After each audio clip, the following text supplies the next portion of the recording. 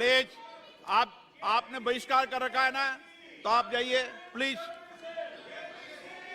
Okay, please बैठ जाइए।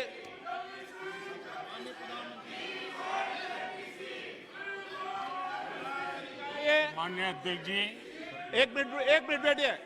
क्या तरीका है बैठे बैठे नारेबाजी करने की? ये तरीका है आप लोगों का? पहले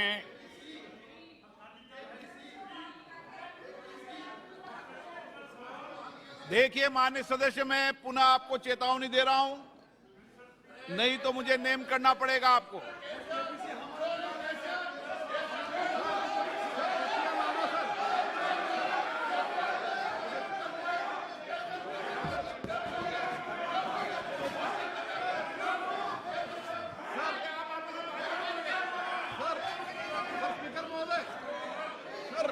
तटिया लाना बिल्कुल गलत है सर, तो उनको नेम कर दीजिए सर, हमारा आग्रह है आपसे सर।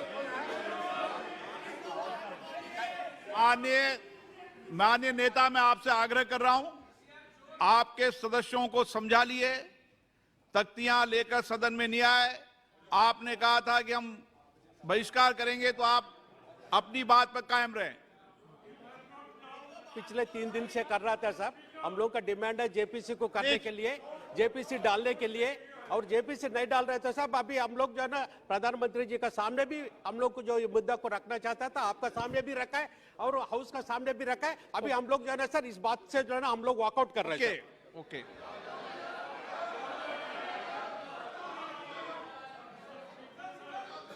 बैठ जाइए आप।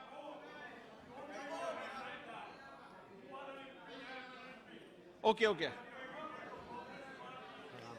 माननीय प्रधानमंत्री जी।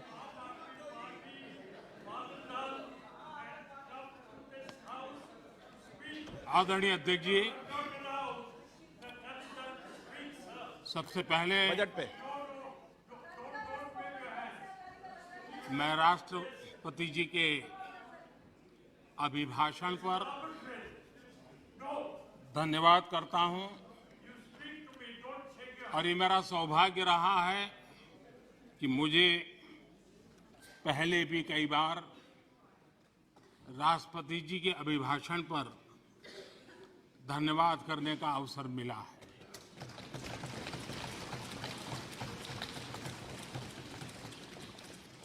लेकिन इस बार मैं धन्यवाद के साथ साथ राष्ट्रपति महोदया जी का अभिनंदन भी करना चाहता हूं।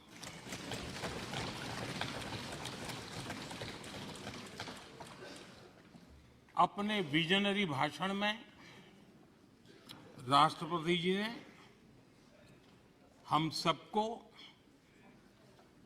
और करोड़ों देशवासियों को मार्गदर्शन किया है। गणतंत्र के मुखिया के रूप में उनकी उपस्थिति ऐतिहासिक भी है और देश की कोटि कोटि बहन बेटियों के लिए बहुत बड़ा प्रेरणा का अवसर भी। आदरणीय राष्ट्रपति महोदया ने आदिवासी समाज का गौरव तो बढ़ाया ही है, लेकिन आज आजादी के इतने सालों के बाद आदिवासी समाज में जो गौरव की अनुभूति हो रही है, उनका जो आत्मविश्वास बढ़ा है,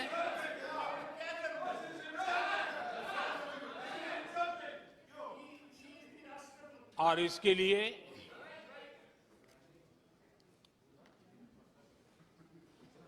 ये सदन भी और देश भी उनका आभारी हूं। राष्ट्रपति जी के भाषण में संकल्प से सिद्धि तक की यात्रा का बहुत बढ़िया तरीके से एक खाका खींचा गया। एक प्रकार से देश को अकाउंट भी दिया गया इंस्पिरेशन भी दिया गया।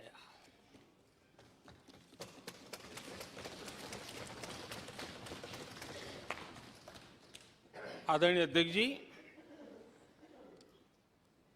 यहां पर सभी माननीय सदस्यों ने इस चर्चा में हिस्सा लिया। हर किसी ने अपने अपने आंकड़े दिए, अपने अपने तर्क दिए और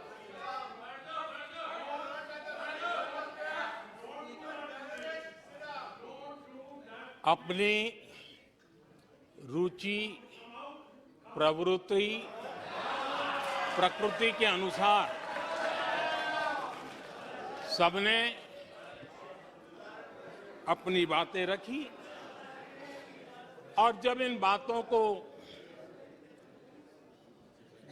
गौर से सुनते हैं,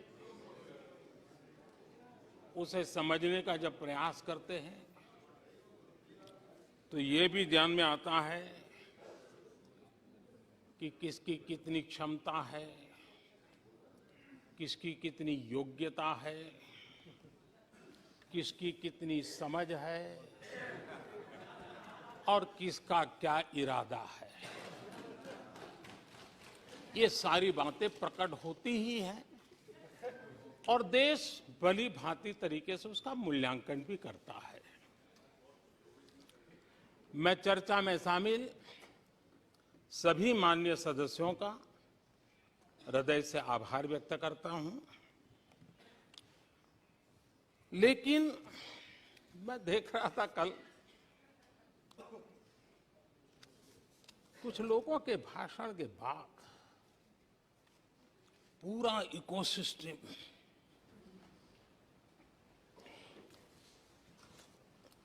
समर्थक उछल रहे थे और खुश होकर के कहने लगे, ये हुई है। सदस्य, मैं अंतिम बार बोल रहा हूँ, आप सीट पर बैठे बैठे नहीं बोले, आप वरिष्ठ सदस्य हैं और कोई शब्दों को नहीं, गलत।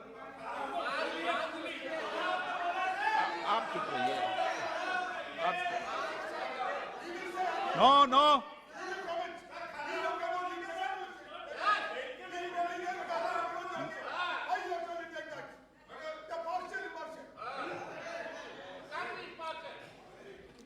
पूरा इकोसिस्टम उछल रहा था और कुछ लोग तो खुश होकर के कह रहे थे, ये हुई ना बात। बड़ा शायद नींद भी अच्छी आई होगी, शायद आज उठ भी नहीं पाए होंगे।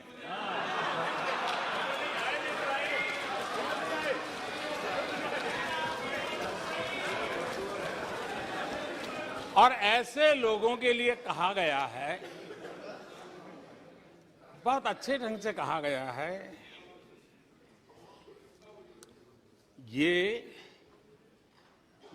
कह कर के हम, ये कह कर हम दिल को बहला रहे हैं, ये कह के हम दिल को बहला रहे हैं।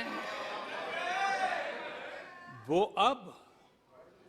अब चल चुके हैं, वो अब चल चुके हैं, वो अब आ रहे हैं। माननीय अध्यक्ष जी,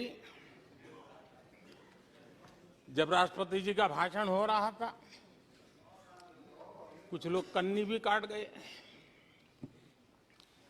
और एक बड़े नेता महामहिम राष्ट्रपति जी का अपमान भी कर चुके हैं। जनजातीय समुदाय के प्रति,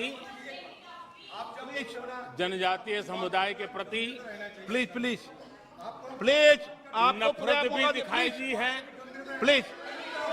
और हमारे जनजातीय समाज के प्रति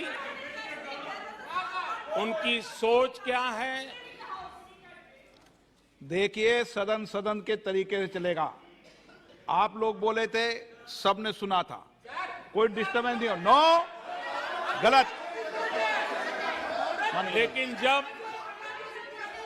इस प्रकार की बातें टीवी के सामने कही गई तो भीतर पड़ा हुआ जो नफरत का भाव था, जो सच, वो बाहर आके ही रह गया। ये खुशी है। ठीक है, बाद में चिट्ठी लिख करके बचने की कोशिश तो की गई है। माननीय अध्यक्ष जी, जब राष्ट्रपति जी के भाषण पे चर्चा मैं सुन रहा था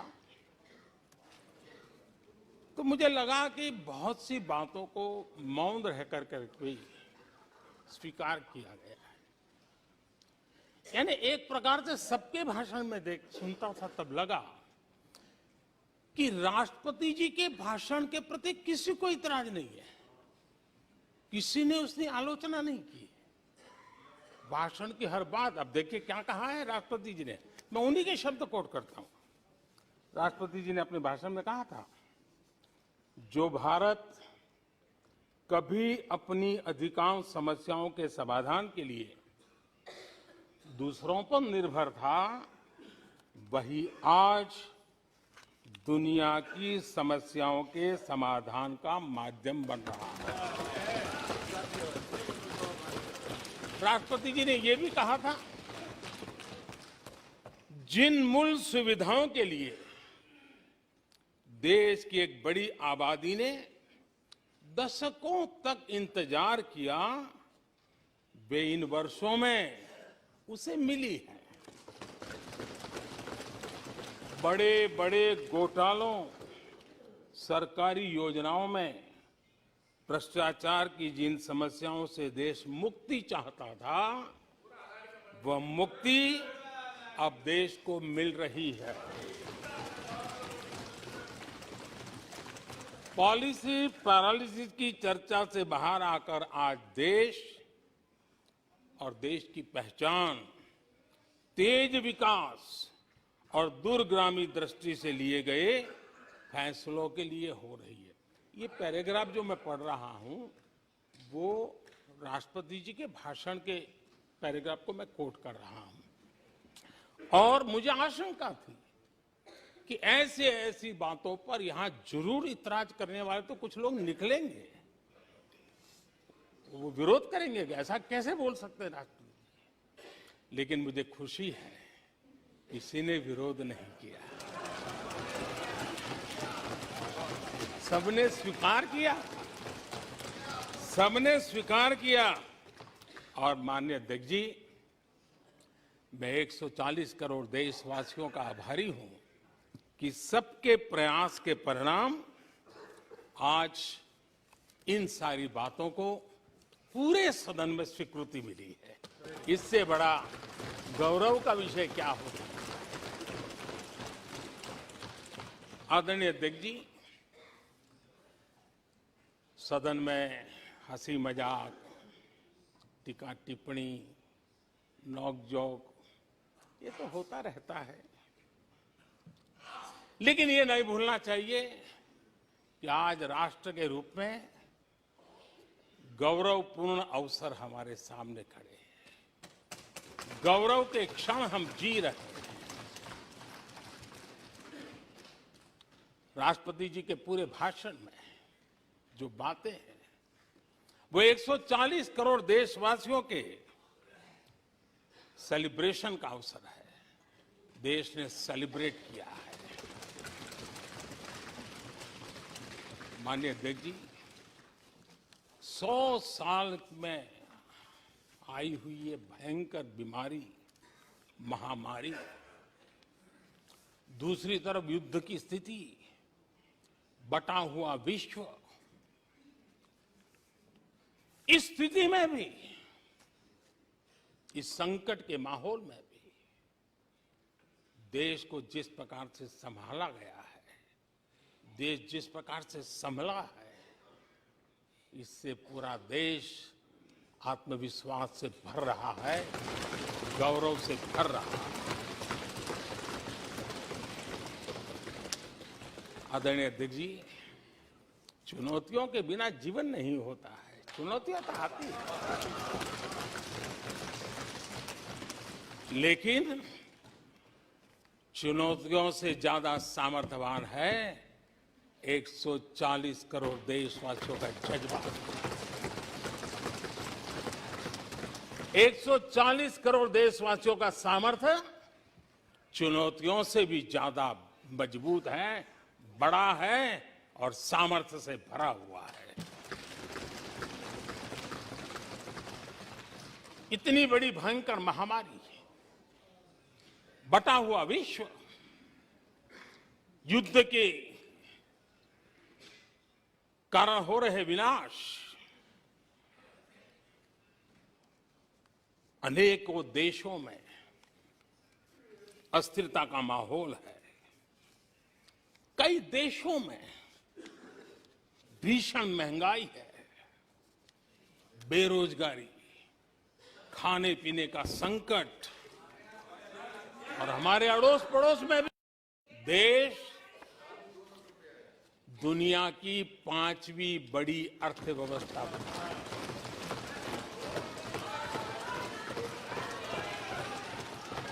आज पूरे विश्व में भारत को लेकर के पॉजिटिविटी है, एक आशा है, भरोसा है। और माननीय अध्यक्ष जी, ये भी खुशी की बात है कि आज भारत को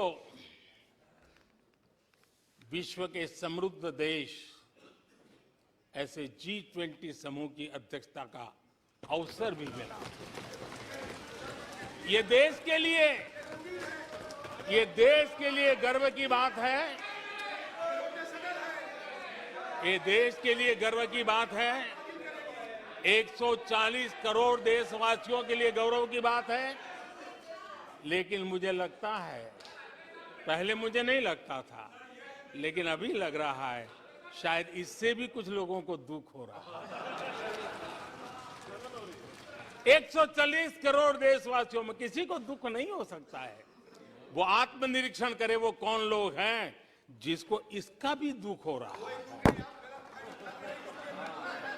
माननीय अध्यक्ष जी,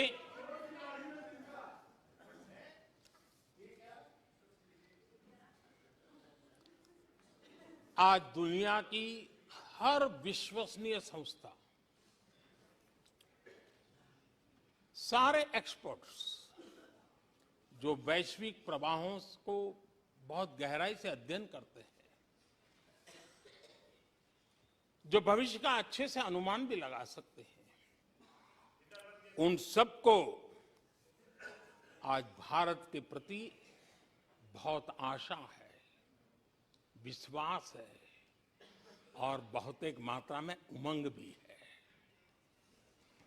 और आखिर ये सब क्यों? ऐसे ही तो नहीं है। आज पूरी दुनिया भारत की तरफ इस प्रकार से बड़ी आशा की नजरों से क्यों देख रही है?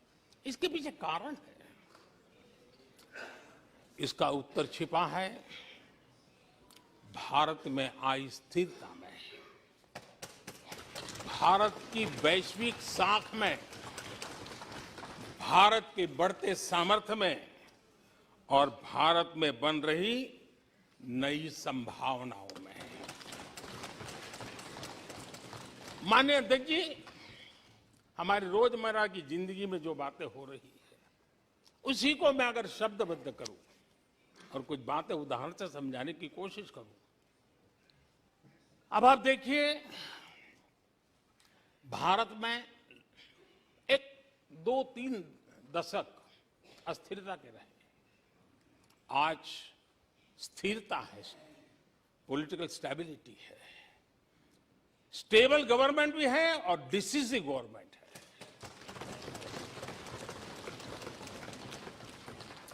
और उसका भरोसा स्वाभाविक होता है। एक निर्णायक सरकार, एक पूर्ण बहुमत से चलने वाली सरकार, वो राष्ट्र हित में फैसले लेने का सामर्थ्य रखती है। और ये वो सरकार है, रिफॉर्म आउट ऑफ कंपल्सन नहीं, रिफॉर्म आउट ऑफ कन्विक्शन हो रहे हैं। और हम इस मार्ग पर हटने वाले नहीं, हम चलते रहेंगे। देश को समय की मांग के अनुसार जो चाहिए वो देते रहेंगे। माननीय अध्यक्ष जी, एक और उदाहरण की तरफ मैं जाना चाहूंगा। इस कोरोना काल में मेड इन इंडिया वैक्सीन तैयार हुई। भारत ने दुनिया का सबसे बड़ा वैक्सीनेशन अभियान चलाया। और इतना ही नहीं, अपने करोड़ों नागरिकों को मुफ्त वैक्सीन के टीके लगाए। इतना ही नहीं, 150 से ज्यादा देशों को इस संकट के समय हमने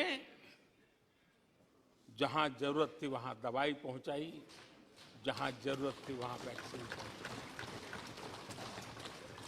और आज विश्व के कई देश हैं जो भारत के विषय में इस बात पर बड़े गौरव से विश्व के मंच पर धन्यवाद करते हैं, भारत का गौरवगान करते हैं। उसी प्रकार से तीसरे एक पहलू की तरफ ध्यान देते हैं। इसी संकट काल में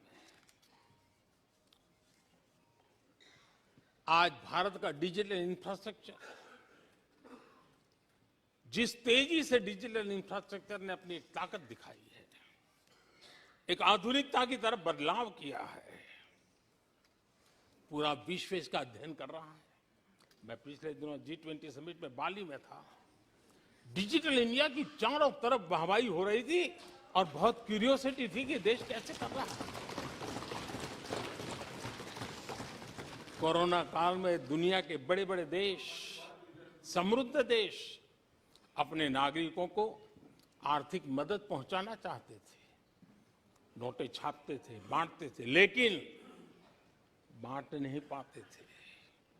ये देश हैं जो एक फ्रिक्शन ऑफ सेकंड में लाखों करोड़ों रुपए देशवासियों के खाते में जमा करवा सकता है। हजारों करोड़ रुपए ट्रांसफर हो जाते हैं। एक समय था छोटी छोटी टेक्नोलॉजी के लिए देश तरसता था। आज देश में बहुत बड़ा फर्क महसूस हो रहा है। टेक्नोलॉजी के क्षेत्र में देश बड़ी ताकत के साथ आगे बढ़ रहा है।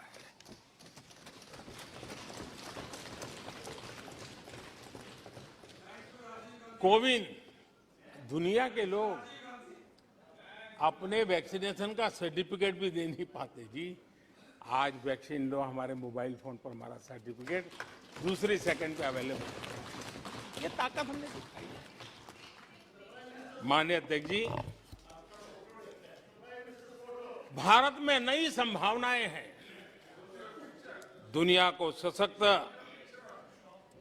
वैल्यू और सप्लाई चेन, उसमें आज पूरी दुनिया ने कोरोना कालखंड ने सप्लाई चेन के मुद्दे पर दुनिया को हिला के रख दिया है। आज भारत उस कमी को पूरने की ताकत के साथ आगे बढ़ रहा है।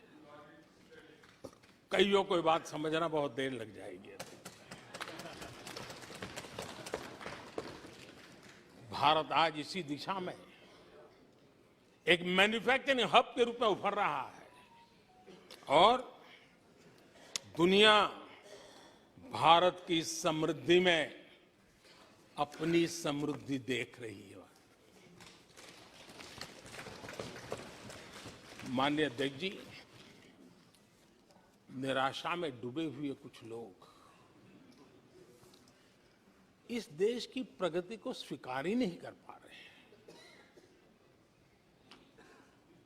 उन्हें भारत के लोगों की उपलब्धियां नहीं दिखती है। अरे 140 करोड़ देशवासियों के पुरुषार्थ और प्रयास का परिणाम है, जिसके कारण आज दुनिया में डंका बजना शुरू हुआ है। उन्हें भारत के लोगों के पुरुषार्थ और परिश्रम से प्राप्त उपलब्धियां उनको नजर नहीं आ रही हैं। माननीय अध्यक्ष जी, पिछले 9 वर्ष में भारत में 90,000 स्टार्टअप्स, और आज स्टार्टअप की दुनिया में हम दुनिया में तीसरे नंबर पर पहुंच गए हैं। एक बहुत बड़ा स्टार्टअप इकोसिस्टम आज देश के टायर 2, टायर 3 सिटीज में भी पहुंच चुका है। हिंदुस्तान के हर कोने में पहुंचा है। भारत के युवा सामर्थ्य की पहचान बनता जा रहा है। माननीय अध्यक्ष जी, इतने कम समय में और कोरोना के विकट कालखंड में 108 यूनिकॉर्न बने हैं,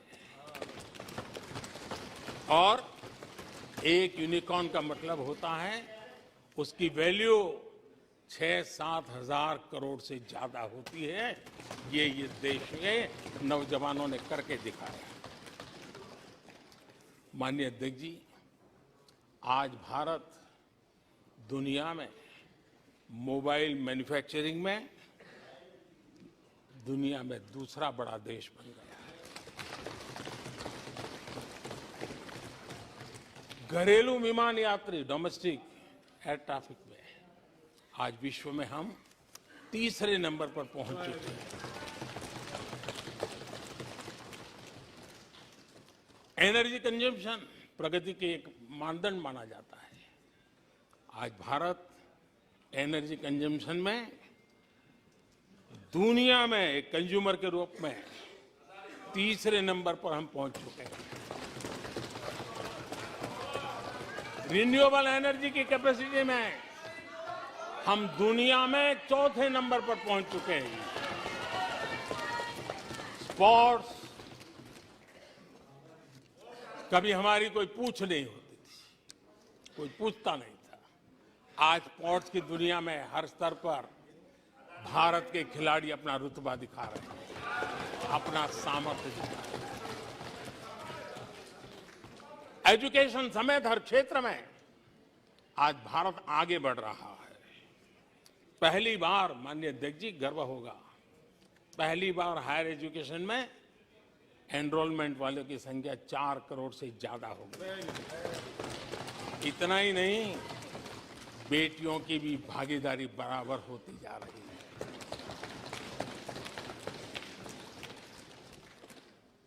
देश में इंजीनियरिंग हो, मेडिकल कॉलेज हो, प्रोफेशनल कॉलेजेस हो, उसकी संख्या बहुत तेजी से बढ़ रही है।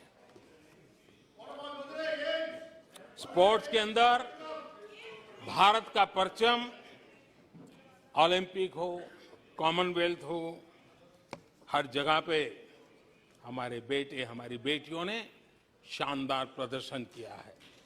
माननीय अध्यक्ष जी, किसी भी भारतीय को ऐसी अनेक बातें मैं गिना सकता हूं। राष्ट्रपति जी ने अपने भाषण में कई बातें कही हैं। देश में हर स्तर पर, हर क्षेत्र में, हर सोच में आशा ही आशा नजर आ रही है।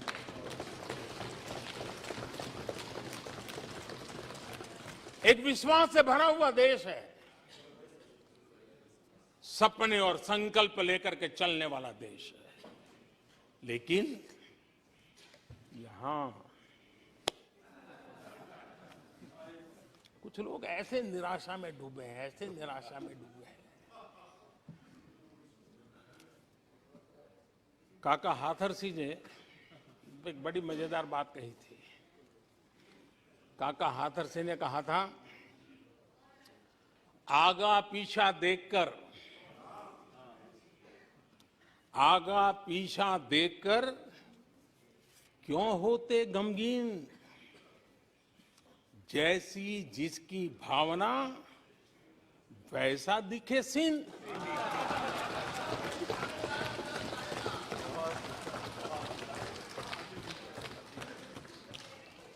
आदरणीय अध्यक्ष जी, आखिर ये निराशा भी ऐसे नहीं आई है। इसके पीछे कारण है। एक तो जनता का हुक्म, बार बार हुक्म, लेकिन साथ साथ इस निराशा के पीछे जो अंतर मन में पड़ी हुई चीज है, जो चैन से सोने नहीं देती है, और क्या है? पिछले 10 साल में 2014 के पहले 2004 से 14 भारत की अर्थव्यवस्था खस्ता हाल हो गई। निराशा नहीं होगी तो क्या होगा? 10 साल में महंगाई डबल डिजिट रही, महंगाई डबल डिजिट रही, और इसलिए कुछ अगर अच्छा होता है तो निराशा और उभर करके आती है। और जिन्होंने बेरोजगारी दूर करने के वादे किए थे, जिन्होंने बेरोजगारी दूर करने के वादे किए थे,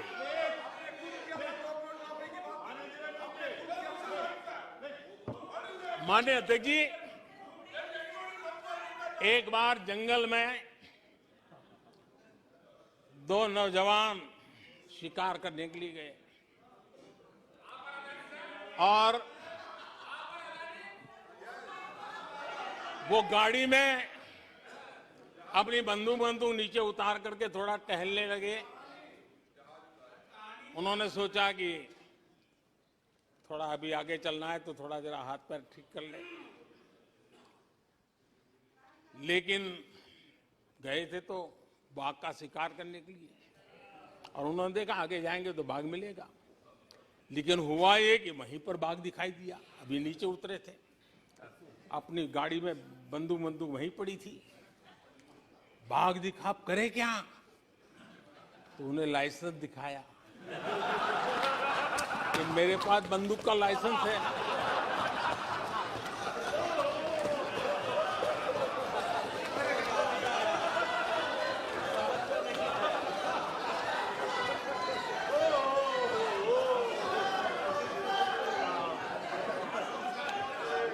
इन्होंने भी बेरोजगारी दूर करने के नाम पर एक कानून दिखाया, वो कानून बना दिया है।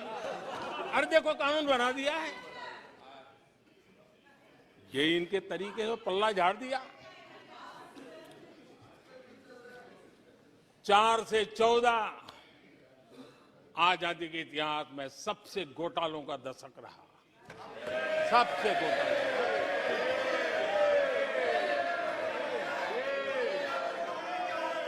वही 10 साल, यूपीए के वो 10 साल, कश्मीर से कन्याकुमारी, कश्मीर से कन्याकुमारी, भारत के हर कोने में आतंकवादी हमलों का सिलसिला चलता रहा। 10 साल हर नागरिक असुरक्षित था। चारों तरफ यही सूचना रहती थी कि कोई अनजानी चीज को हाथ मत लगाना, अनजानी चीज से दूर रहना, वही खबरें रहती थी। 10 साल में जम्मू कश्मीर से लेकर नॉर्थ ईस्ट तक हिंसा ही हिंसा देश का शिकार हो गया था। उस 10 साल में भारत की आवाज ग्लोबल प्लेटफॉर्म पर इतनी कमजोर थी कि दुनिया सुनने तक तैयार नहीं। आदरणीय अध्यक्ष जी,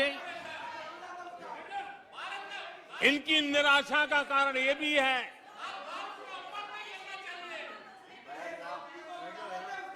आज जब देश की क्षमता का परिचय हो रहा है, 140 करोड़ देशवासियों का सामर्थ्य खिल रहा है, खुल करके सामने आ रहा है। लेकिन देश का सामर्थ्य तो पहले भी था, लेकिन 4 से लेकर 14 तक इन्होंने वो अवसर गंवा दिया। और यूपीए की पहचान बन गई, हर मौके को मुसीबत में पलट दिया, हर मौके को मुसीबत में पलट दिया। जब टेक्नोलॉजी इंफॉर्मेशन का युग बड़ी तेजी से बढ़ रहा था, उछल रहा था, उसी समय ये 2G में फंसे रहे, मौका मुसीबत में। सिविल न्यूक्लियर डील हुआ, जब सिविल न्यूक्लियर डील की चर्चा थी, तब ये कैश फॉर वॉट में फंसे रहे। ये खेल चले। आदरणीय अध्यक्ष जी, 2010 में कॉमनवेल्थ गेम्स हुए। भारत को दुनिया के सामने, भारत की युवा सामर्थ्य को प्रस्तुत करना एक बहुत बड़ा अवसर था, लेकिन फिर मौका मुसीबत में, और CWG घोटाले में पूरा देश दुनिया में बदनाम हो गया।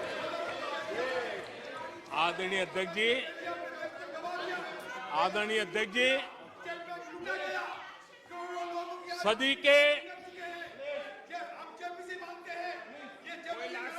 सदी के दूसरे दशक में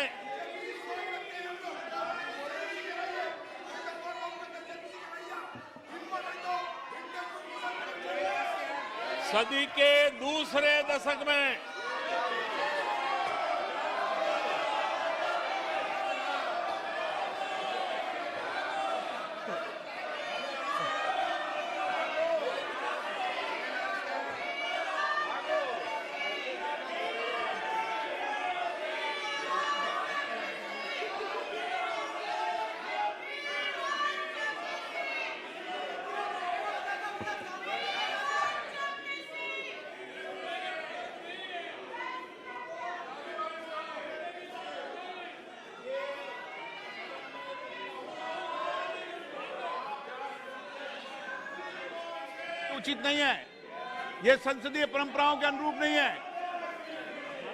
आप बिना तथ्यों के बोलते हैं और फिर सुनते नहीं हैं। प्लीज बैठिए। नो, बैठिए। No no no no no. आदरणीय अध्यक्ष जी, ऊर्जा का किसी भी देश के विकास में अपना एक महात्म्य होता है, और जब दुनिया में भारत की ऊर्जा शक्ति के उभार की दिशा में चर्चा की जरूरत थी, इस सदी के दूसरे दशक में हिंदुस्तान की चर्चा ब्लैकआउट के नाते हुई। पूरे विश्व में ब्लैकआउट के वो दिन चर्चा के केंद्र में आ गए। कोयला घोटाला चर्चा में आ गया। आदरणीय अध्यक्ष जी, देश पर इतने आतंकी हमले हुए, 2008 के हमलों को कोई भूल नहीं सकता है, लेकिन आतंकवाद पर सीना तान कर, आंख में आंख मिला करके हमले करने का सामर्थ्य नहीं था। उसे चुनौती को चुनौती देने की ताकत नहीं थी, और उसके कारण आतंकवादियों के हौसले बुलंद होते गए, और पूरा देश 10 साल तक खून बहता रहा मेरे देश के निर्दोष लोगों का। वो दिन गए थे। आदरणीय अध्यक्ष जी, जब LOC भारत के सामर्थ्य की ताकत का अवसर रहता था, उस समय डिफेंस डील को लेकर के हेलीकॉप्टर घोटाले और सत्ता को कंट्रोल करने वाले लोगों के नाम उसमें चिन्हित हो गए। आदरणीय अध्यक्ष जी, जब देश के लिए जरूरत थी और निराशा के मूल में ये चीजें पड़ी हुई है, सब उभर करके आ रहा है। आदरणीय अध्यक्ष जी, इस बात को हिंदुस्तान हर पल याद रखेगा कि 2014 के पहले का जो दशक था, द लॉस्ट डेकेड के रूप में जाना जाएगा। और इस बात को इनकार नहीं कर सकते कि 2030 का जो दशक है, ये इंडिया डेकेड है पूरे विश्व के लिए। आदरणीय अध्यक्ष जी, थैंक यू शशि जी।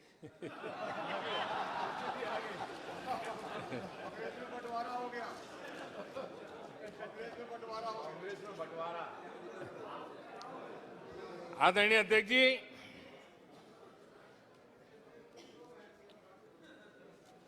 लोकतंत्र में आलोचना का बहुत महत्व मैं मानता हूं, और मैं हमेशा मानता हूं कि भारत जो कि मदर ऑफ डेमोक्रेसी है, सदियों से हमारे यहां लोकतंत्र हमारी रगों में पनपा हुआ है। और इसलिए मैं हमेशा मानता हूं कि आलोचना एक प्रकार से लोकतंत्र की मजबूती के लिए, लोकतंत्र के संवर्धन के लिए, लोकतंत्र के स्पिरिट के लिए आलोचना एक शुद्धि यज्ञ है। उस रूप में हम आलोचना को देखने वाले हैं। लेकिन दुर्भाग्य से बहुत दिनों से मैं इंतजार कर रहा हूं, कोई तो मेहनत करके आएगा, कोई तो एनालिसिस करके कोई आलोचना करेगा ताकि देश को कुछ लाभ हो। लेकिन 9 साल आलोचना ने आरोपों में गंवा दिए जिन्होंने, सिवाय आरोप, गाली गलौज, कुछ भी बोल दो, इसके सिवाय कुछ नहीं किया। गलत आरोप। और हाल ये चुनाव हार जाओ, ईवीएम खराब, दे दो गाली। चुनाव हार जाओ, चुनाव आयोग को गाली दे दो। क्या तरीका है? अगर कोर्ट में फैसला पक्ष में नहीं आया तो सुप्रीम कोर्ट को गाली दे दो, उसकी आलोचना कर दो। अगर भ्रष्टाचार की जांच हो रही है, अगर भ्रष्टाचार की जांच हो रही है,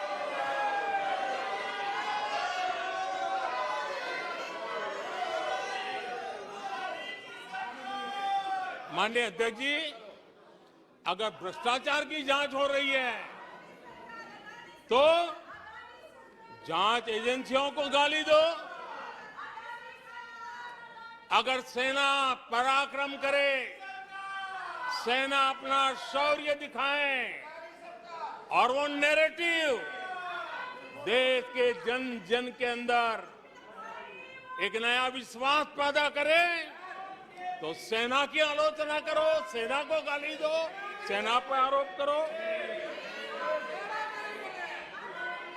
कभी आर्थिक देश की प्रगति की खबरें आए, आर्थिक प्रगति की चर्चा हो, विश्व के सारे संस्थान भारत के आर्थिक गौरवगान करे, तो यहां से निकलो, आरबीआई को गाली दो, भारत के आर्थिक संस्थानों को गाली दो। आदरणीय अध्यक्ष जी, हमने 9 साल देखा है माननीय कंस्ट्रक्टिव क्रिटिसिज्म की जगह, माननीय आप सदन के नेता हैं, आप माननीय सदस्यों को समझा दें। लोकतंत्र के लिए जिसकी ये आवश्यकता है, संसदीय परंपरा के अनुरूप नहीं है कि बैठे बैठे बोलें। नो, गलत, नो, नो, आपने भी बोला है, गलत तरीका है ये। नो, बैठ जाइए, गलत तरीका है। ना ना, जब सदन के नेता बोल रहे हैं तो आपको मर्यादा से सुनना चाहिए। प्लीज बैठिए। माननीय प्रधानमंत्री जी। माननीय अध्यक्ष जी, पिछले 9 साल हमने देखा है कुछ लोगों की बैंकरप्सी को देखा है कि कंस्ट्रक्टिव क्रिटिसिज्म की जगह कंपल्सिव क्रिटिक्स ने ले ली है और ये कंपल्सिव क्रिटिक्स इसी में डूबे हुए हैं, खोए हुए हैं। माननीय अध्यक्ष जी, सदन में भ्रष्टाचार की जांच करने वाली एजेंसियों के बारे में बहुत कुछ कहा गया और मैंने देखा कि बहुत सारे विपक्ष के लोग इस विषय में सुर मिला रहे थे। मिले मेरा तेरा सुर।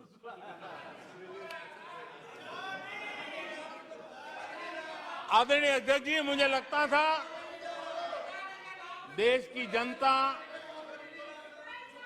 देश के चुनाव के नतीजे ऐसे लोगों को जरूर एक मंच पर लाएंगे, लेकिन वो तो हुआ नहीं। लेकिन इन लोगों ने ईडी का धन्यवाद करना चाहिए कि ईडी के कारण ये लोग एक मंच पे आए हैं। ईडी ने एक लोगों को एक मंच पर ला दिया है।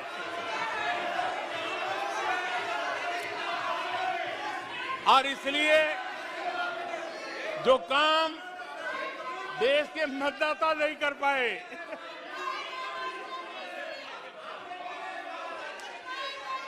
आदरणीय अध्यक्ष जी,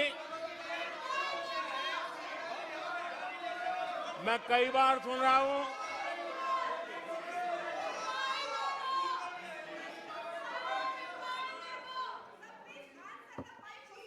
माननीय अध्यक्ष जी, मैं कई बार सुन रहा हूं यहां कुछ लोगों को हार्वर्ड स्टडी का बड़ा क्रेज है। हार्वर्ड स्टडी है, बड़ा क्रेज है। कोरोना काल में ऐसा ही कहा गया था और कांग्रेस ने कहा था कि भारत की बर्बादी पर हार्वर्ड में केस स्टडी होगी, ऐसा कहा था।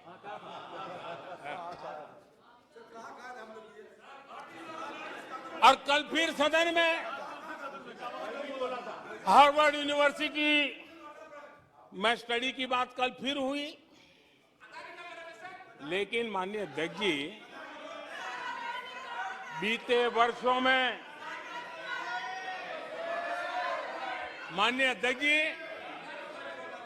बीते वर्षों में हार्वर्ड में एक बहुत बढ़िया स्टडी हुई है, बहुत इंपॉर्टेंट स्टडी हुई है। और उस स्टडी है, उसका टॉपिक क्या था मैं जरूर सदन को बताना चाहूंगा।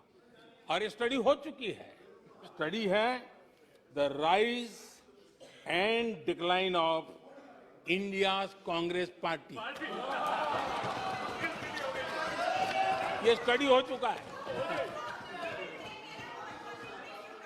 और मुझे विश्वास है अध्यक्ष जी, मुझे विश्वास है भविष्य में कांग्रेस की बर्बादी पर सिर्फ हार्वर्ड नहीं, बड़े बड़े विश्वविद्यालयों में अध्ययन होना ही होना है और डुबाने वाले लोगों पर भी होने वाला है। आदरणीय अध्यक्ष जी, मैं ऐसे लोगों के लिए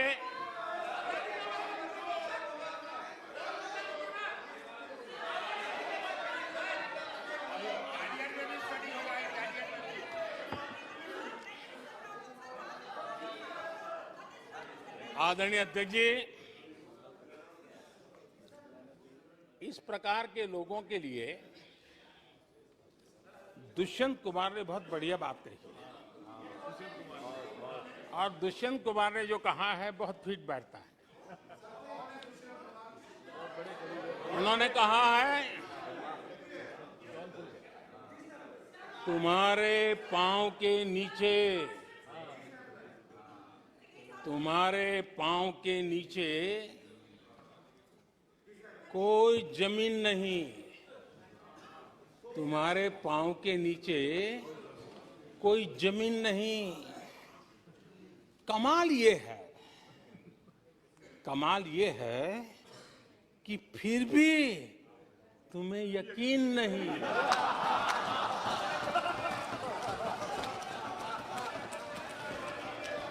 माननीय अध्यक्ष जी,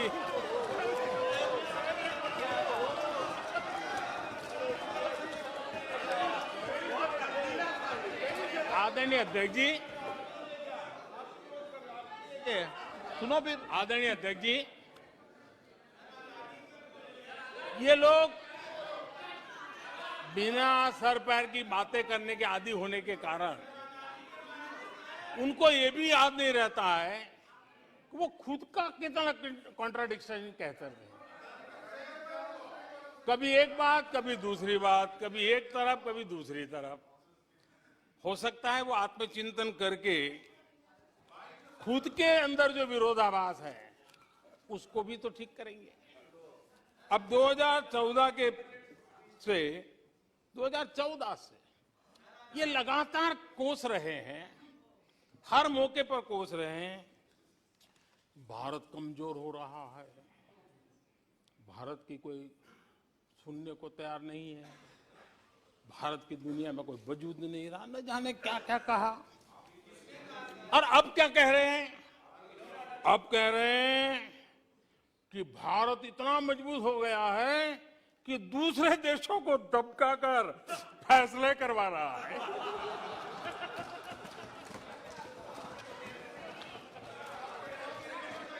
अरे पहले ये तो तय करो भाई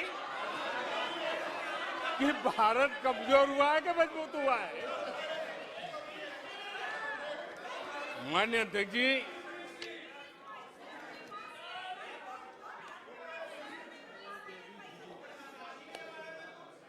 माननीय अध्यक्ष जी, कोई भी जीवंत संगठन होता है, अगर एक जीवंत व्यवस्था होती है, जो जमीन से जुड़ी हुई व्यवस्था होती है, वे जनता जनार्दन में क्या चलता है लोगों के अंदर उसका चिंतन करता है, उससे कुछ सीखने की कोशिश करता है और अपनी राह भी समय रहते हुए बदलता रहता है। लेकिन जो अहंकार में डूबे होते हैं, जो बस सब कुछ हम ही को ज्ञान है, सब हमारा ये सही सही है, ऐसी जो सोच में जीते हैं, उनको लगता है कि मोदी को गाली दे करके ही हमारा रास्ता निकलेगा, मोदी पर झूठे अनाप शनाप कीचड़ उछाल करके ही रास्ता निकलेगा। अब 22 साल बीत गए, वो गलतफहमी पाल करके बैठे हुए हैं।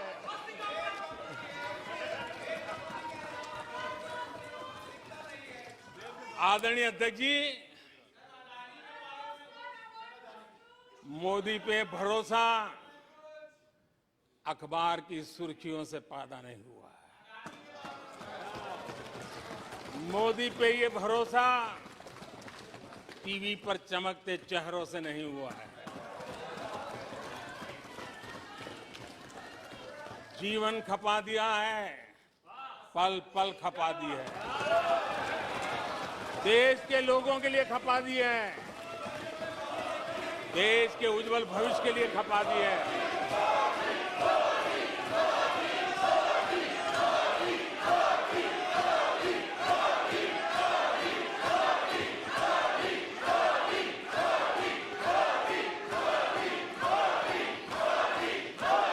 आदरणीय अध्यक्ष जी, आदरणीय अध्यक्ष जी,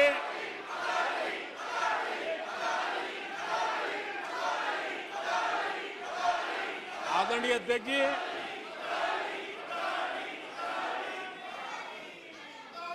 जो देशवासियों का मोदी पर भरोसा है, ये इनकी समझ के दायरे से बाहर है और समझ के दायरे से भी काफी ऊपर है।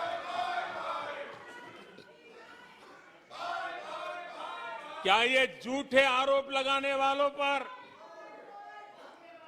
मुफ्त राशन प्राप्त करने वाले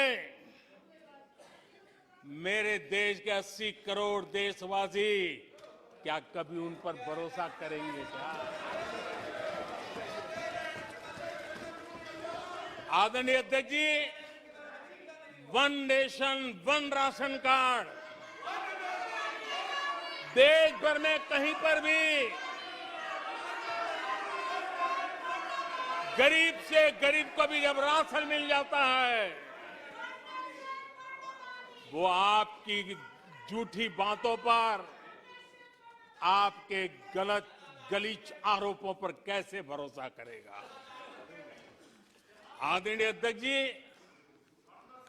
जिस किसान के खाते में साल में 3 बार पीएम किसान सम्मान निधि के 11 करोड़ किसानों के खाते में पैसा जमा होते हैं, वो आपकी गालियां, आपके झूठे आरोपों पर विश्वास कैसा करेगा।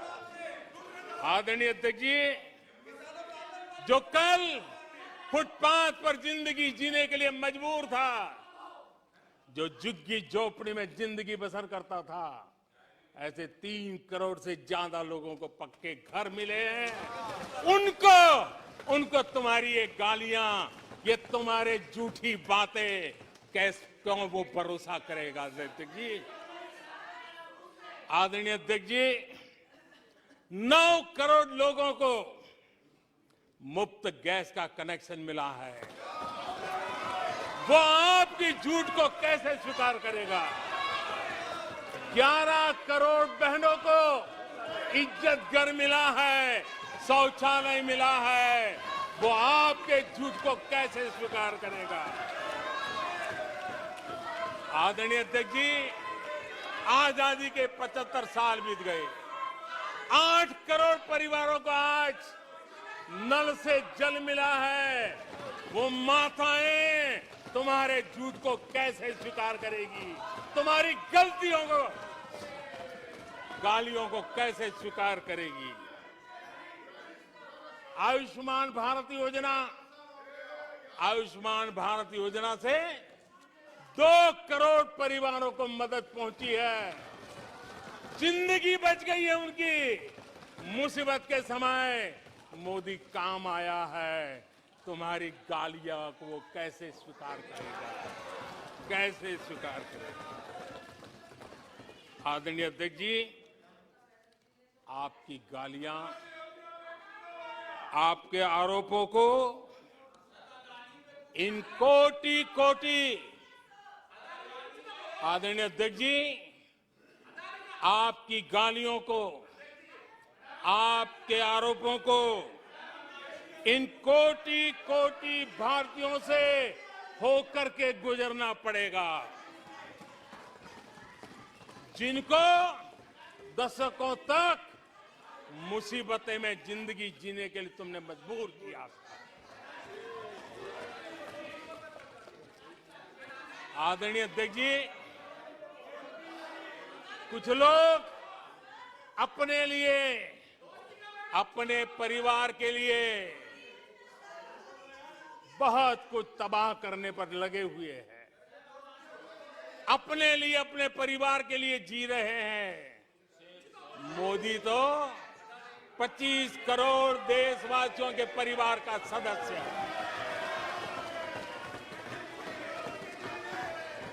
आदरणीय अध्यक्ष जी, 140 करोड़ देशवासियों के आशीर्वाद, ये मेरा सबसे बड़ा सुरक्षा कवच है। और गालियों के शस्त्र से, झूठ के शस्त्रास्त्रों से इस सुरक्षा कवच को कभी तुम भेद नहीं सकते हो। वो विश्वास का सुरक्षा कवच है, और इन शस्त्रों से तुम कभी भेद नहीं सकते हो। आदरणीय अध्यक्ष जी,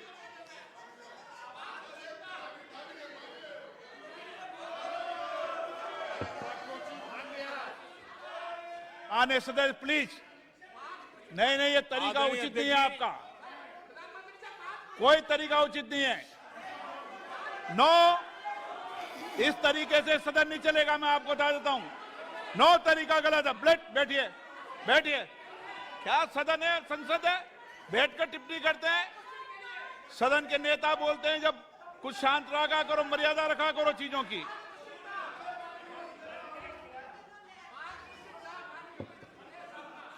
आदरणीय अध्यक्ष जी, हमारी सरकार कुछ बातों के लिए प्रतिबद्ध है। समाज के वंचित वर्ग को वरीयता, उस संकल्प को लेकर के हम जी रहे हैं, उस संकल्प को लेकर के चल रहे हैं। दशकों तक दलित, पिछड़े, आदिवासी जिस हालत में उनको छोड़ दिया गया था, वो सुधार नहीं आया जो संविधान निर्माताओं ने सोचा था, जो संविधान निर्माताओं ने निर्दिष्ट किया था। 2014 के बाद गरीब कल्याण योजनाओं का सर्वाधिक लाभ मेरे इन्हीं परिवारों को मिला है। दलित, पिछड़ों, आदिवासी की बस्तियों में पहली बार, मानिए थे कि पहली बार बिजली पहुंची है। मीलों तक पानी के लिए जाना पड़ता था, पहली बार नल से जल पहुंच रहा है, इन परिवारों में पहुंच रहा है। माननीय अध्यक्ष जी, अनेक परिवार, कोटि कोटि परिवार पहली बार पक्के घर में आज जा पाए हैं, वहां रह पाए हैं। आदरणीय अध्यक्ष जी, जो बस्तियां आपने छोड़ दी थी, आपके लिए चुनाव के समय ही जिसकी याद आती थी, आज सड़क हो, बिजली हो, पानी हो, इतना ही नहीं 4G कनेक्टिविटी भी वहां पहुंच रही है। आदरणीय अध्यक्ष जी, पूरा देश गौरव कर रहा है। आज एक आदिवासी राष्ट्रपति के रूप में जब देखते हैं, पूरा देश गौरवगान कर रहा है। आज देश में आदि जाति समूह के नर नारी, जिन्होंने मातृभूमि के लिए जीवन तर्पण कर दिए, आजादी के जंग का नेतृत्व किया, उनका पुण्य स्मरण आज हो रहा है और हमारे आदिवासियों का गौरव दिवस मनाया जा रहा है। और हमें गर्व है कि ऐसी महान हमारे आदिवासी परंपरा के प्रतिनिधि के रूप में एक महिला देश का नेतृत्व कर रही है, राष्ट्रपति के रूप में काम कर रही है। हमने उनका हक दिया है। आदरणीय जी,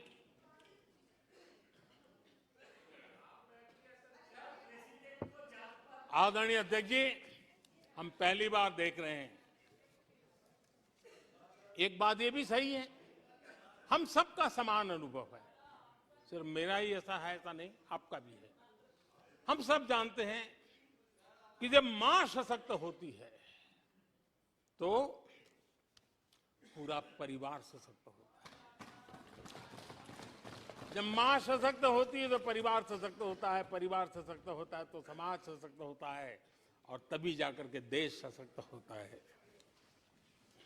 और मुझे संतोष है कि माताएं, बहनों, बेटियों को सबसे ज्यादा सेवा करने का सौभाग्य हमारी सरकार को मिला है।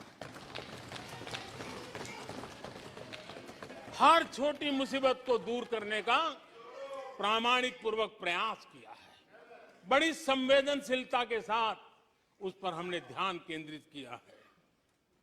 आदरणीय अध्यक्ष जी, कभी कभी मजाक उड़ाया जा रहा है, ऐसा कैसा प्रधानमंत्री है, लाल किले पर से टॉयलेट की बातें करता है, बड़ी मजाक उड़ाई गई। आदरणीय अध्यक्ष जी, ये टॉयलेट, ये इज्जतगार, इन मेरी माताओं बहनों की क्षमता, उनकी सुविधा, उनका सुरक्षा का सम्मान करने वाली बात। इतना ही नहीं मानिए अध्यक्ष जी, जब मैं सैनिटरी पैड की बात करता हूं तो लोगों को लगता है अरे प्रधानमंत्री ऐसे विजय में क्यों जाते हैं। माननीय अध्यक्ष जी, सैनिटरी पैड्स के अभाव में गरीब बहन बेटियों के अपमान सहती थी, बीमारियों का शिकार हो जाती थी। माताओं बहनों को धुएं में दिन के कई घंटे बिताने पड़ते थे। उनका जीवन धुएं फंसा रहता था।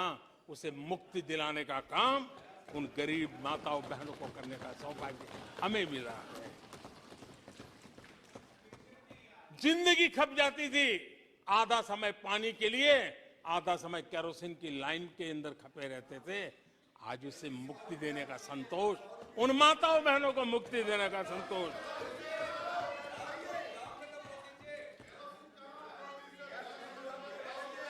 माननीय अध्यक्ष जी, जो पहले चलता था, अगर वैसा ही हम चलने देते, शायद कोई हमें सवाल भी नहीं पूछता कि मोदी जी ये क्यों नहीं किया, वो क्यों नहीं किया, क्योंकि देश को आपने ऐसी स्थिति में ला दिया था कि इससे बाहर निकल ही नहीं सकता था। वैसी निराशा में देश को झोंक कर रखा हुआ था। हमने उज्ज्वला योजना से धुएं से मुक्ति दिलाई, जल जीवन से पानी दिया, बहनों के सशक्तिकरण के लिए काम किया। 9 करोड़ बहनों को सेल्फ हेल्प ग्रुप, स्वयं सहायता समूह से जोड़ना, माइनिंग से लेकर के डिफेंस तक, आज माताओं बहनों को, बेटियों को अवसर खोल दिए हैं। ये खोलने का काम हमारी सरकार ने किया है। आदरणीय अध्यक्ष जी, इस बात को हम याद करें, वोट बैंक की राजनीति ने देश के सामर्थ्य को कभी कभी बहुत बड़ा गहरा धक्का पहुंचाया है, और उसी का परिणाम है कि देश में जो होना चाहिए, जो समय पे होना चाहिए था, उसमें काफी देर हो गई। आप देखिए, मध्यम वर्ग लंबे समय तक मध्यम वर्ग को पूरी तरह नकार दिया गया, उसकी तरफ देखा तक नहीं गया। एक प्रकार से वो मान के चला कि हमारा कोई नहीं, अपने ही बलबूते पर जो हो सकता है करते चलो। वो अपनी पूरी शक्ति बेचारा खपा देता था। लेकिन हमारी सरकार, एनडीए सरकार ने मध्यम वर्ग की ईमानदारी को पहचाना है, उन्हें सुरक्षा प्रदान की है, और आज हमारा परिश्रमी मध्यम वर्ग देश को नई ऊंचाई पर ले जा रहा है। सरकार के विभिन्न योजनाओं से मध्यम वर्ग को कितना लाभ हुआ है, माननीय अध्यक्ष जी, मैं उदाहरण देता हूं। 2014 से पहले जीबी डेटा, क्योंकि आज युग बदल चुका है, ऑनलाइन दुनिया चल रही है, हर एक के हाथ में मोबाइल पड़ा हुआ है। कुछ लोगों के जेब फटे हुए हो तो भी मोबाइल तो होता ही है। आदरणीय अध्यक्ष जी, 2014 के पहले जीबी डेटा की कीमत 250 रुपया थी। आज सिर्फ 10 रुपया, आज सिर्फ 10 रुपया। आदरणीय अध्यक्ष जी, एवरेज हमारे देश में एक नागरिक एवरेज 20 जीबी का उपयोग करता है। अगर उस हिसाब को मैं लगाऊं तो एवरेज एक व्यक्ति का 5,000 रुपया बचता है। आदरणीय अध्यक्ष जी, 5,000 रुपया बचता है। आदरणीय अध्यक्ष जी, जन औषधि स्टोर आज पूरे देश में आकर्षण का कारण बने हैं, क्योंकि मध्यम वर्ग का परिवार, उसको अगर परिवार में सीनियर सिटीजन है, डायबिटीज जैसी बीमारी है, तो 1,000, 2,000, 2,500, 3,000 की दवाई हर महीना लेनी पड़ती है। जन औषधि केंद्र में जो दवाई बाजार में 100 रुपए में मिलती है, जन औषधि में 10 रुपए, 20 रुपए में मिलती है। आज 20,000 करोड़ रुपया मध्यम वर्ग का जन औषधि के कारण बचा है। माननीय अध्यक्ष जी,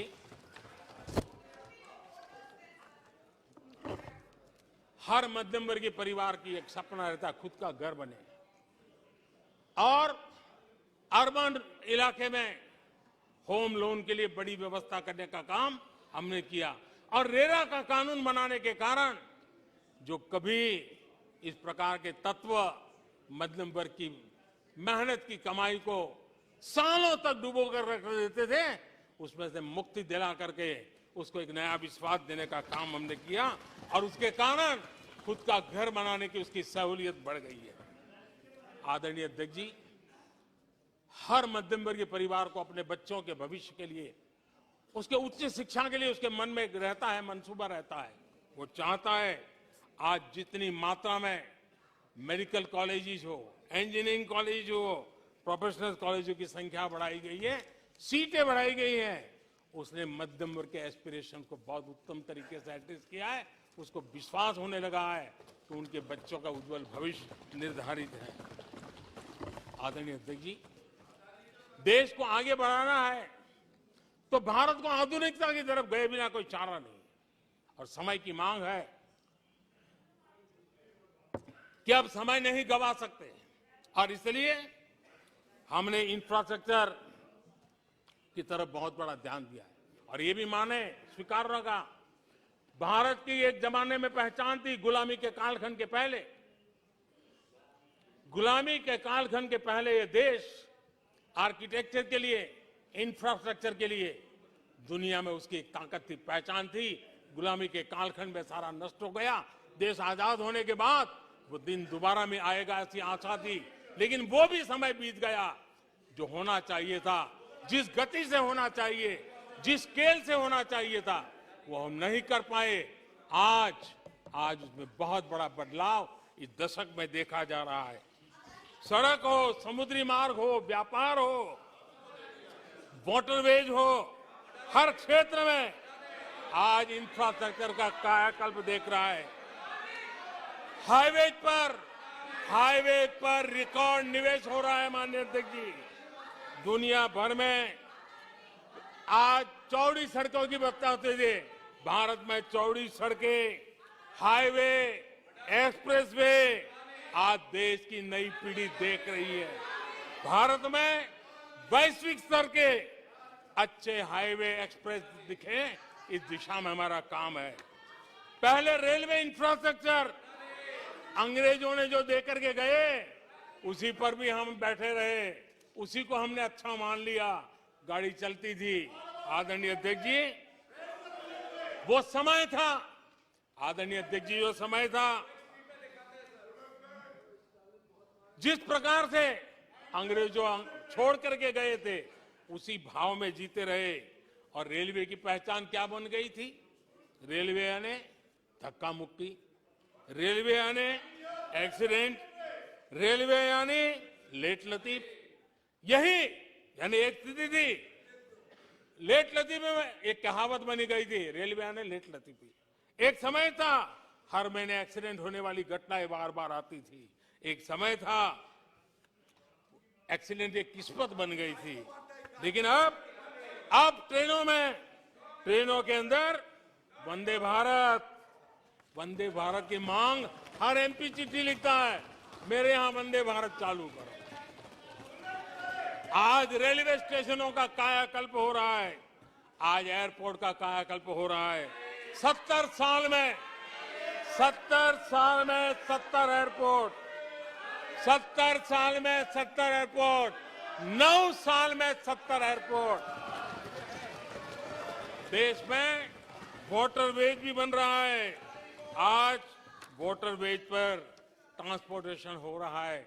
आदरणीय अध्यक्ष जी, देश आधुनिकता की तरफ बढ़े, इसके लिए आधुनिक इंफ्रास्ट्रक्चर को बल देते हुए, आदरणीय अध्यक्ष जी, मैंने जीवन में, सार्वजनिक जीवन में 4-5 दशक मुझे हो गए, और मैं हिंदुस्तान के गांवों से गुजरा हुआ इंसान, 4-5 दशक तक उसमें से एक लंबा कालखंड परिव्राजक के रूप में बिताया है। हर स्तर के परिवारों से बैठने उठने का, बात करने का अवसर मिला है, और इसलिए भारत के हर भूभाग को, समाज की हर भावना से परिचित हूं। और मैं इसके आधार पर कह सकता हूं, और बड़े विश्वास से कह सकता हूं, कि भारत का सामान्य मानवी पॉजिटिविटी से भरा हुआ है। सकारात्मकता उसके स्वभाव का, उसके संस्कार का हिस्सा है।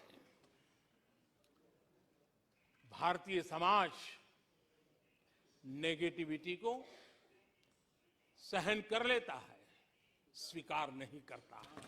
ये उसकी प्रकृति नहीं। भारतीय समुदाय का स्वभाव खुशमिजाज है, स्वप्नशील समाज है, सत्कर्म के रास्ते पर चलने वाला समाज है, सृजन कार्य से जुड़ा हुआ समाज है।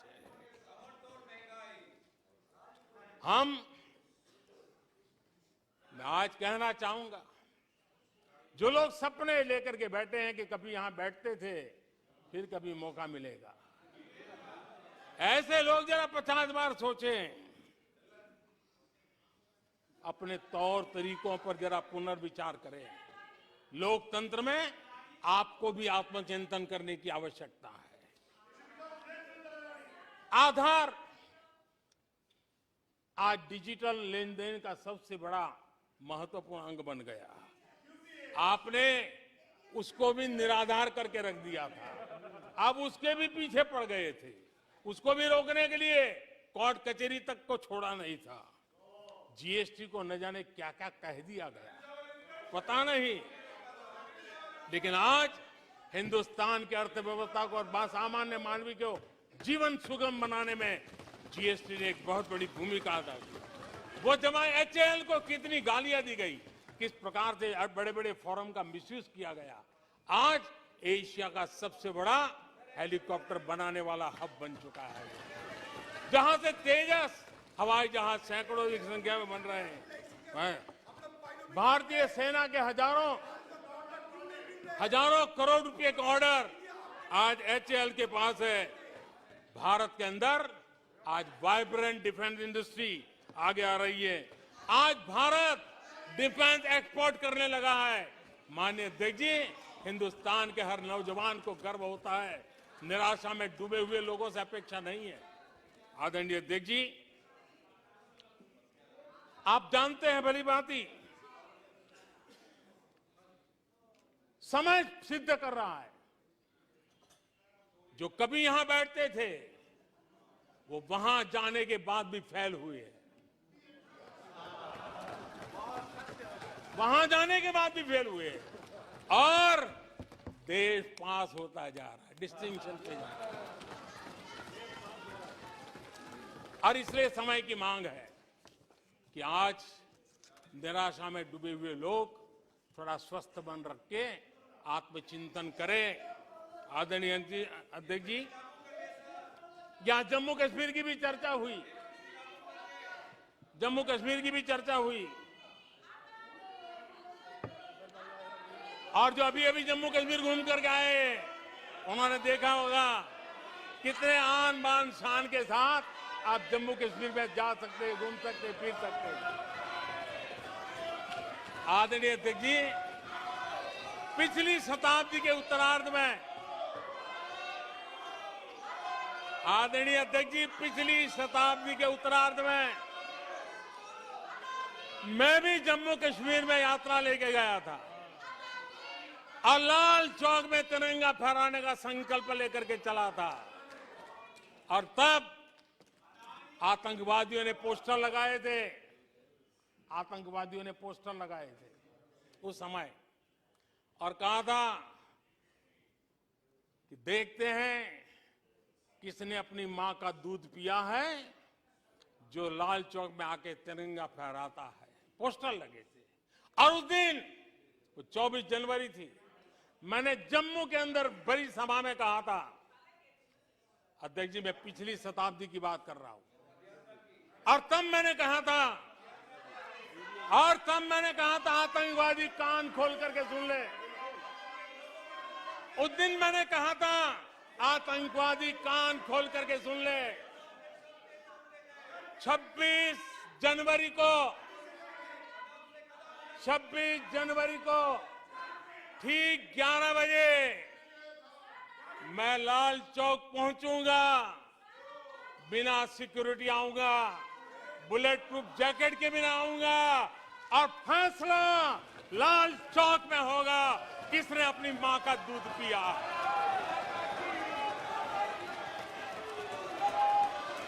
वो समय था, माननीय अध्यक्ष जी, और जब श्रीनगर के लाल चौक में तिरंगा फहराया, उसके बाद मैंने मीडिया के लोग पूछने लगे, मैंने कहा था कि आमतौर पर तो 15 अगस्त और 26 जनवरी को जब भारत का तिरंगा लहराता है तो भारत के आयुध, भारत के बारूद सलामी देते हैं, आवाज करके देते हैं। मैंने कहा आज जब मैं लाल चौक के अंदर तिरंगा फहरा हूं, दुश्मन देश का बारूद भी सलामी कर रहा है, गोलियां चला रहा था, बंदूकें बम फोड़ रहा था। आदरणीय अध्यक्ष जी, आज जो शांति आई है, आज चैन से जा सकते हैं, सैकड़ों की तादाद में जा सकते हैं।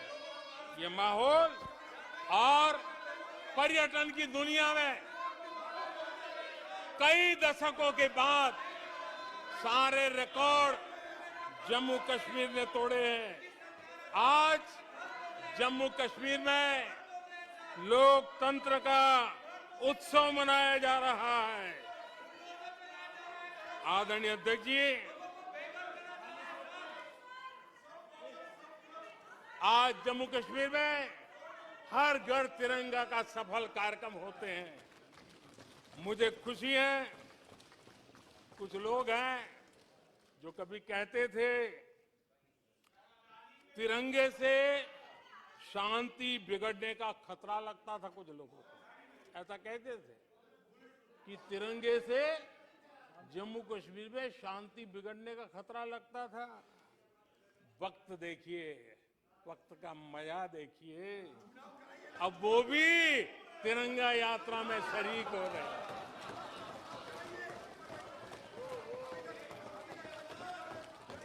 और आदरणीय अध्यक्ष जी, अखबारों में एक खबर आई थी जिसकी तरफ ध्यान नहीं गया होगा।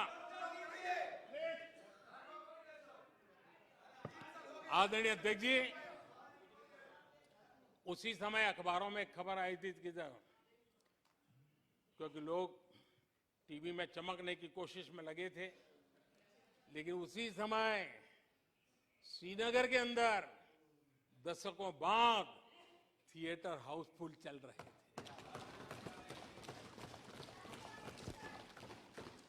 और अलगाववादी दूर दूर तक नजर नहीं आते थे। अब ये भी देश ने देखा। आदरणीय अध्यक्ष जी, अभी हमारे साथी आखिरी हमारे माननीय सदस्य नॉर्थ ईस्ट के लिए कह रहे थे।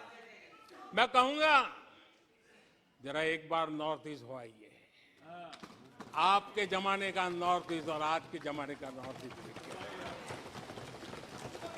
आधुनिक चौड़े हाईवे हैं, रेल की सुख सुविधा वाली सफर है, आप आराम से हवाई जहाज से जा सकते हैं।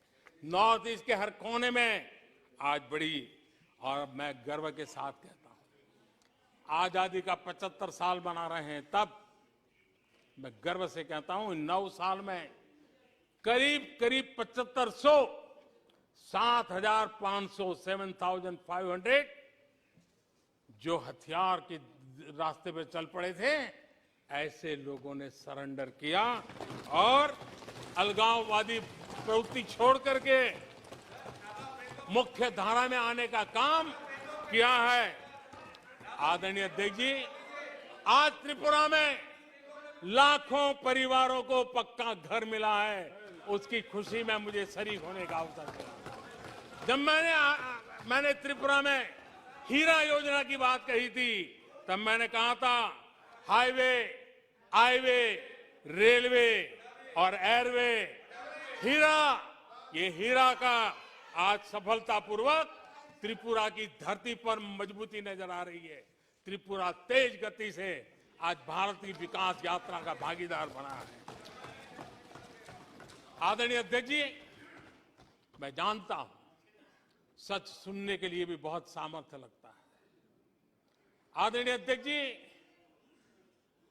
झूठे गंदे आरोपों को सुनने के लिए भी बहुत बड़ा धैर्य लगता है, और मैं इन सबका अभिनंदन करता हूं जिन्होंने धैर्य के साथ गंदी से गंदी बातें सुनने का ताकत दिखाई है।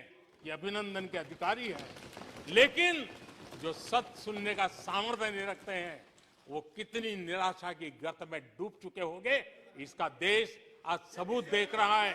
माननीय अध्यक्ष जी, राजनीतिक मतभेद हो सकते हैं, विचारधाराओं में मतभेद हो सकते हैं, लेकिन ये देश अजरा अमर है। आओ हम चल पड़े 2047 आजादी के 100 साल मनाएंगे, एक विकसित भारत बना के रहेंगे, एक सपना लेकर के चले, एक संकल्प लेकर के चले, पूरे सामर्थ्य के साथ चले। और जो लोग बार बार गांधी के नाम पर रोटी खिलाते हैं, उनको मैं कहना चाहता हूं, एक बार गांधी को पढ़ ले, एक बार महात्मा गांधी को पढ़े। महात्मा गांधी ने कहा था, अगर आप अपने कर्तव्यों को पालन करोगे तो दूसरे के अधिकारों की रक्षा उसमें निहित है। आज कर्तव्य और अधिकार के बीच में भी लड़ाई देख रहे हैं। ऐसी नासमझी शायद देश ने पहली बार देखी होगी। और इसलिए माननीय अध्यक्ष जी, मैं फिर एक बार आदरणीय राष्ट्रपति जी को अभिनंदन करता हूं, राष्ट्रपति जी का धन्यवाद करता हूं। और देश आज यहां से एक नए उमंग, नए विश्वास, नए संकल्प के साथ चल पड़ा है। बहुत बहुत धन्यवाद। धन्यवाद। प्रस्ताव पर सदस्यों के अनेक संशोधन प्रस्ताव किए गए। सभा की सहमति हो तो मैं सभी संशोधनों एक साथ सभा के मतदान के लिए रखता हूं। धन्यवाद। प्रस्ताव पर सदस्यों ने अनेक संशोधन प्रस्तुत किए। अब मैं संशोधनों को एक साथ सभा में मतदान करता हूं। प्रश्न है कि माननीय सदस्यों द्वारा प्रस्तुत सभी संशोधन स्वीकृत किया जाए।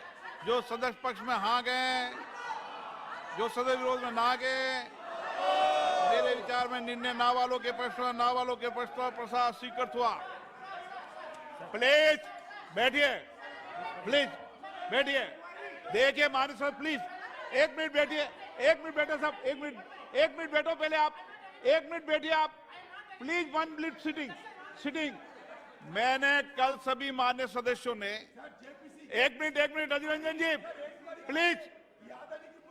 प्लीज एक मिनट सुनिए, बात सुनिए, एक मिनट बात सुनिए। कल सदन में सभी मान्य सदस्यों ने देर रात्रि तक धन्यवाद प्रस्ताव पर चर्चा पर भाग लिया। कुछ मान्य सदस्यों ने राष्ट्रपति अभिभाषण के बाहर के बिंदु भी कहे, बिना तथ्यों के, बिना सबूतों के।